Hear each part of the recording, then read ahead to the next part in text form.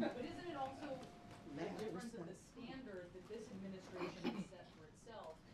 You say past White Houses have done things similarly. I mean, anyone here can tell you that there's less access than under the Bush administration, and yet it was President Obama who said, I did, who said, I did at times, and it was President Obama who talked about transparency being a hallmark of his administration. So isn't it sort of the problem is that he has set up a standard himself that he's not meeting, that his White House is not meeting? What I can tell you, Brianna, is every White House, every president has had meetings that the press didn't cover. Every White House has released photographs of, if they had children, of presidents and first ladies with their children that obviously the press didn't cover. But I understand that also the press corps has always sought and sometimes demanded more access. And I want to work with, and we want to work with the photographers and others to see how we can be more responsive.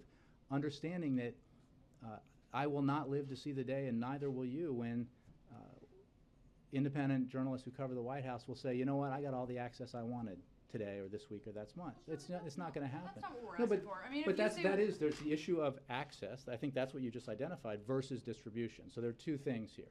And what we can address is access. But I can tell you that in a lot of the conversations I've had with photographers, it's also come down to distribution and what they view as competition, because those photographs become available and create competition to them because of the way that, the modern ways that these things can be distributed, not through news organizations. And I'm sympathetic to that, and I understand it, and I understand the downward pressure that the internet creates on media organizations, all of the ones represented here by and large. But on the access issue, that's something we can address, and we're going to try to address. You say you're going to work to address that. So does that mean that you will allow photographers into